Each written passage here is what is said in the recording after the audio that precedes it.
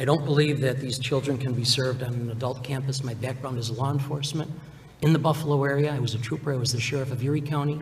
We responded, assisting Buffalo Police Department on a number of occasions when security was breached at the Buffalo Psychiatric Center. People in the community were raped, people in the community were murdered, terrible things happened, people were victimized. If children are on that campus, they too will be victimized.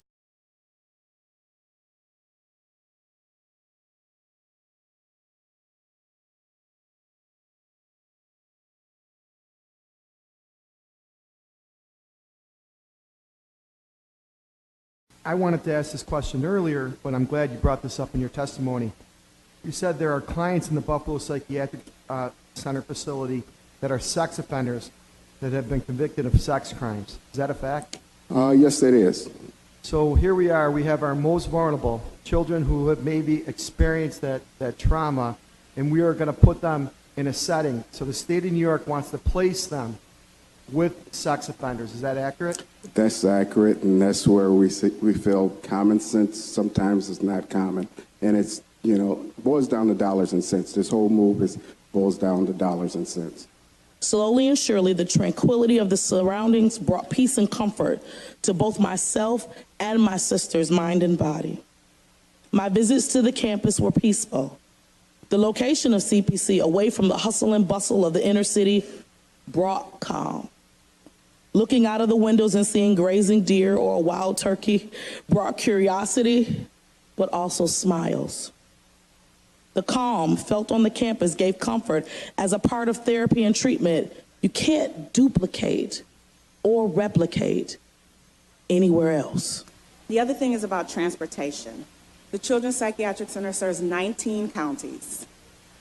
It's usually the halfway point between most of the counties. Buffalo is not the halfway point. The other thing is that most of the children who receive services at the West New York Children's Psychiatric Center are not Buffalo residents.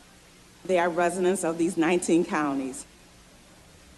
The other thing is that most of our families are afraid to come into the city of Buffalo for varying reasons.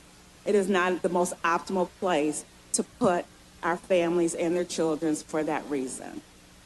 And the reasons, be they good or bad, there's still reasons, and they impact people's ability to willingly accept treatment and services if they don't feel comfortable.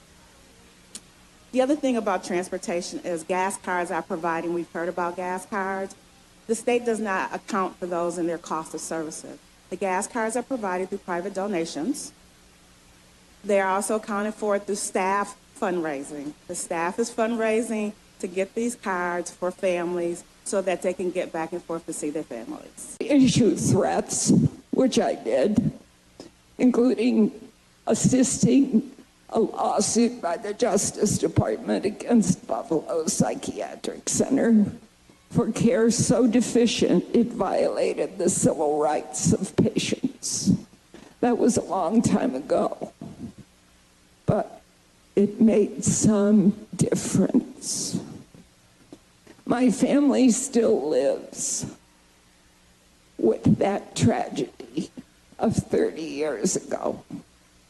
My other children still visit a cemetery on the 19th of December, 31 years after their brother committed suicide. It's cold in a cemetery in December. My only hope is that other families will have a different journey. And the thought of their children housed in an institution where hope goes to die is so appalling. I almost couldn't come today because I have become so cynical about what government has done to and with our children.